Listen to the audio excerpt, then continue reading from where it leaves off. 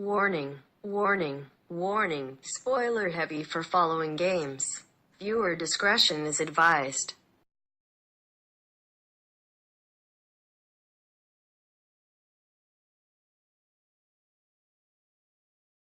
Hello everybody and welcome to today's topic of choice, where we will be reviewing the best Castlevania villains across the games. For this list, however, we won't be counting either Dracula or Death, since they are the two main villains in the series and obviously stand strong at the top of the list.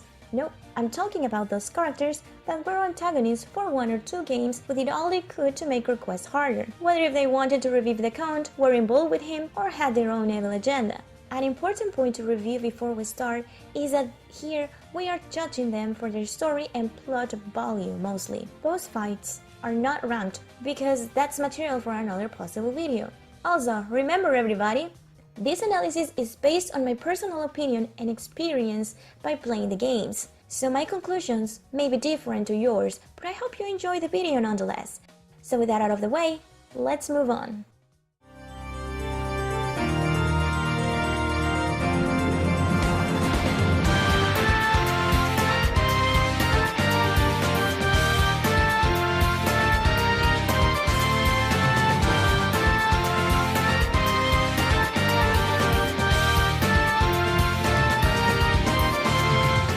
Number 15.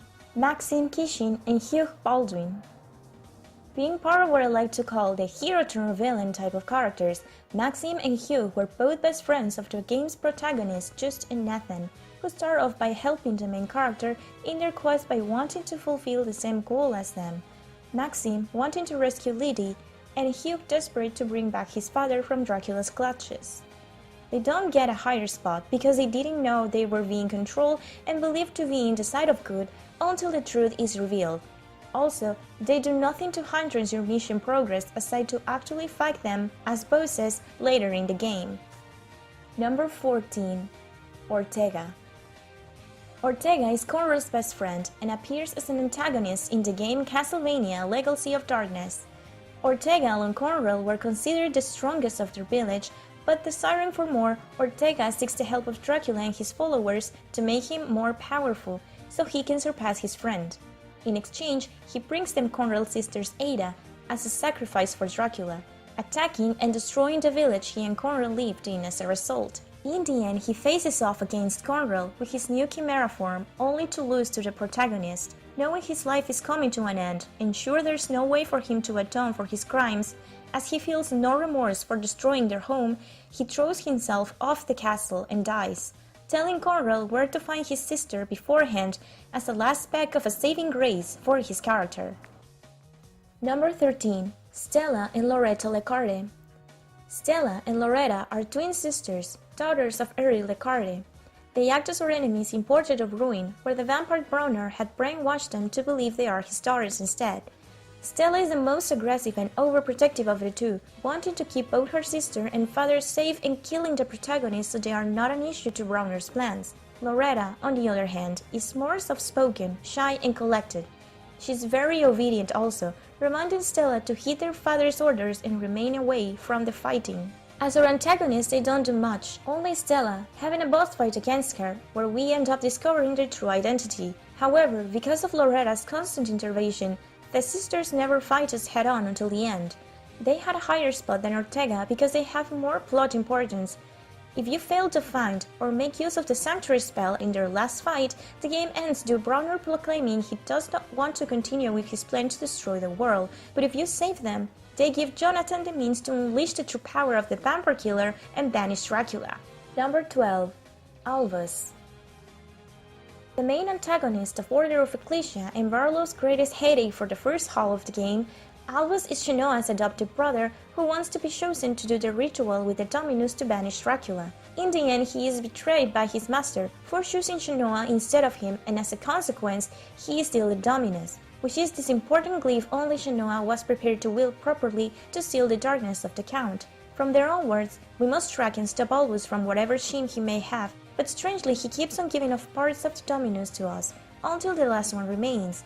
He declares he knows now how to use the glyphs like the protagonist and absorbs the last piece himself, going mad in the process, for the dark energy of it corrupts his mind. Shanoa then starts to battle him and kills him, and if we did everything alright, Albus will tell us the truth of why he stole the Dominus, now becoming more of a tragic hero than a villain. In the end, when Dracula is killed and Shanoa must use the Dominus to finish everything for real, Albus offers up his own soul as sacrifice to put an end to the nightmare, requesting for his sister to give him one last smile so he can pass on peacefully. Number 11. Richter Valmont. Richter, a vampire hunter who participated on Dracula's demise a few years before Symphony of the Night, comes back in this game as the hypnotized character of choice where he was sent into madness by Sorcerer's Shaft. Having Richter decided to bring Dracula back so he could fight against him over and over again, because apparently that's what Belmonts are only good for. He is not shown a lot during his stay as Lord of the Castle, but it is seen he has some sort of control over the monsters of Castlevania, as he commands a Minotaur and a werewolf to attack Alucard. He is even encountered as the last boss in his game, unlike with our other characters who are encountered late in the game but never regarded as the bigger of the present threats. He is indeed a fearsome enemy, taking account he has faced Dracula before, so his son should not be a trouble for him, right? Number 10. Celia, Dimitri, and Dario. Celia Fortner is the headmaster of a cult who seeks and reunites two more candidates to compete between them and see who will become Dracula in the end. One of these candidates is Dimitri. He has the power to copy others' abilities and faces Soma early on in the game, losing to the protagonist and being absorbed inside Soma's body as any other soul. Dario, on the other hand, is a brash dude who is a hit first, ask questions later kind of guy. He has pyrokinetic powers and loses to Soma during his first encounter against the team. Later, Celia fuses him with a flame demon who we fight if we have the paranoia soul to do the trick, putting an end to Dario's powers but leaving him alive. Celia attempts to convert Soma when both candidates are lost, but fails eventually in the good ending, and this leads to Dimitri comeback to him possessing a doppelganger of Mina made by Celia to fool Soma. At the last stage of the game, we find Celia has given Dimitri several powerful demon souls to make him stronger and sacrifices herself on top of that so he may become Dracula. However, these powers prove to be too much and Dimitri turns into a monstrosity known as Menace, which we end up killing. The only salvageable character here honestly is Celia, for she can succeed in bringing back the Dark Lord if she manages to fool Soma. Yes, she may die in both routes, but at least she completes her goal, unlike Dimitri and Dario. Number 9. Graham Jones. The main antagonist of Castlevania Area of Sorrow and self-appointed heir of Count Dracula's position as Lord of the Castle, to him being born at the same time Dracula died in 1999. He acts high and self-centered, confident and uninterested in Soma until he proves to be a threat to his plans. He becomes enraged that Soma is apparently also Dracula material and declares right then and there his antagonism to the protagonist. Not only that, but he stabs Yoko Vilnades. Yoko Vilnades. In that moment, we all knew he had to die. Soma battles against Graham, who shows to have Dracula's basic power set at first and then turns into a hideous huge monster, like the Count usually does, to prevent Soma from becoming the Lord of the Castle. Though it's too late at this point and sadly the game progresses despite his defeat. At least he was more of a capable candidate than Dario and Dimitri, and actually his actions here inspire Celia to move forward with her plan in Dawn of Sorrow. So that gives him more points, I guess, inspiring other villains. What a guy. Number 8. Elizabeth Bartley. The Countess of Castlevania bloodlines and the vampire responsible for Dracula's awakening.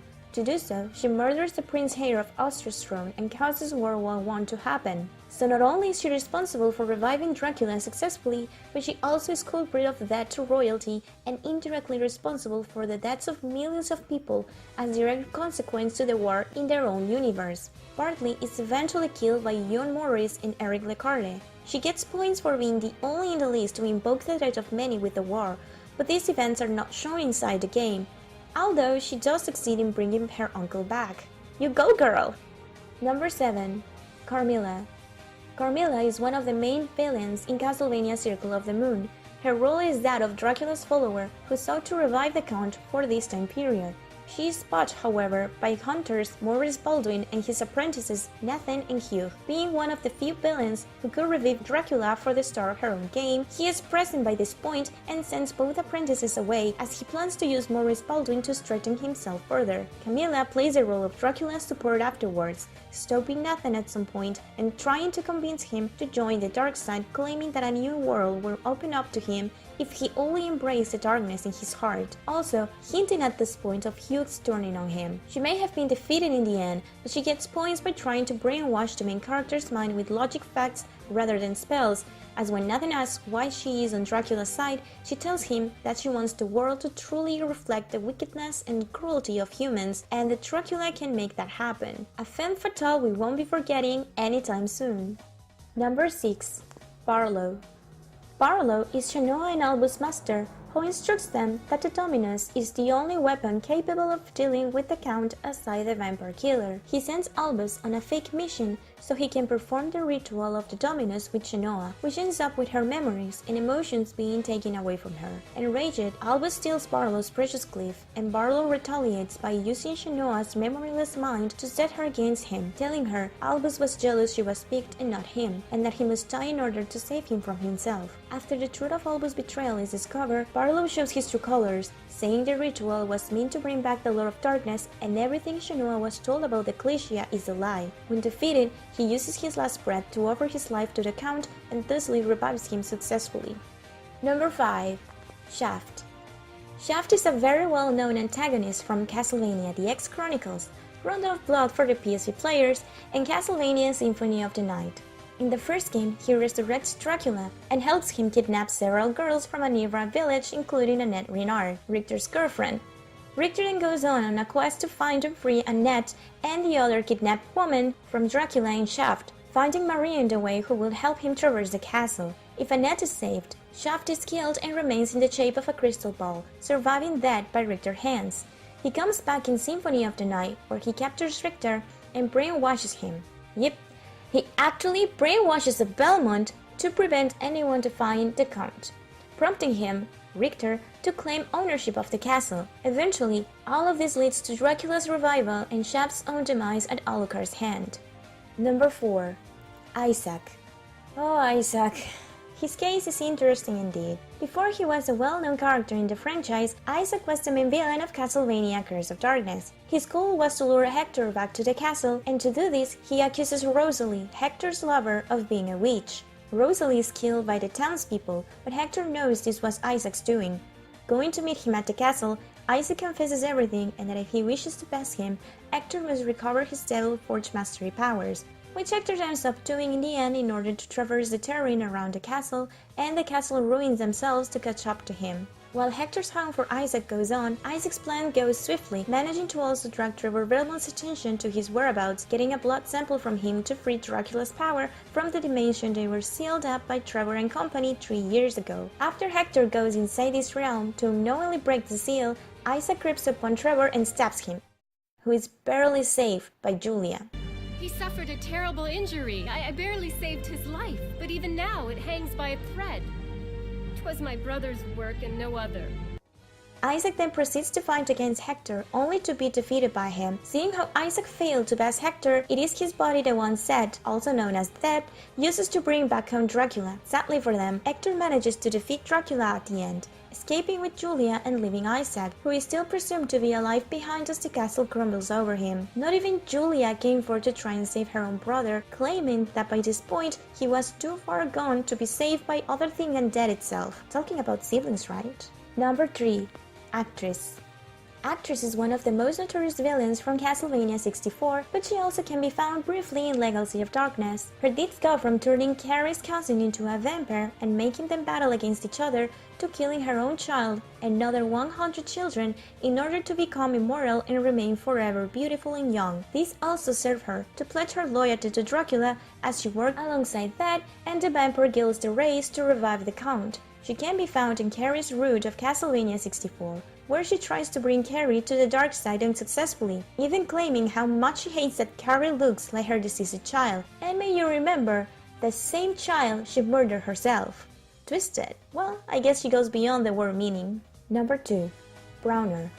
Yes, The villain from Castlevania Portrait of Ruin and false father for twins Stella and Loretta has won this spot. He lost his real daughters during the Second World War, and by not being able to live life without them, he seeks his revenge by turning into a vampire and using the dark powers of Dracula's castle to complete his masterpiece, a painting that if finished will bring humanity's demise. Needless to say, he is stopped by Jonathan and Charlotte before this can happen, but he had already done irreparable damage to Eric's family. If unlocking and playing the Twins mode on Portrait of Ruin, where we get to Browner's quarters, we see how Eric is already there, badly injured and killed before the sisters' eyes as they are bitten and turned into vampires by Browner. Furthermore, think about it.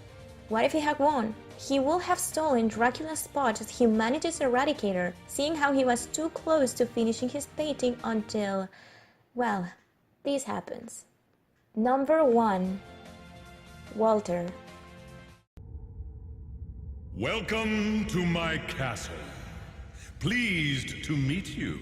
I am the master of the castle, Walter Bernhard.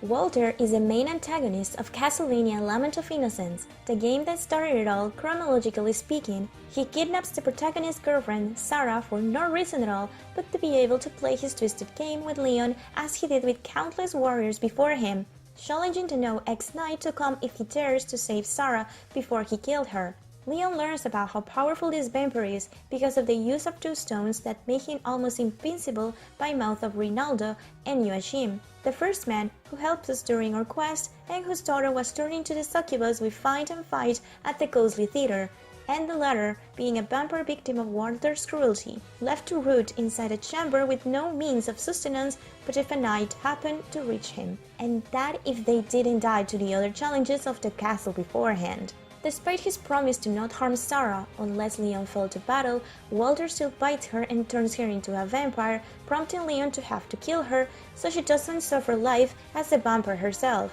With her dad and Rinaldo's help, the vampire kill is forged that night, and with this weapon, Walter is finally defeated and his soul used to turn Matthias Kronqvist into Count Dracula. That's right. By becoming a vampire, I obtained eternal life. That was my goal. It was my revenge against God. This is it, guys! We made it till the end of the video, which I hope you liked, enjoyed, or simply kept your attention long enough to know number 1 spot. You know, the usual stuff. So tell me, which is your favorite Castlevania villain? Which are your personal spots? Do you think any of these villains deserves a different number? That's all for me, guys. Bye!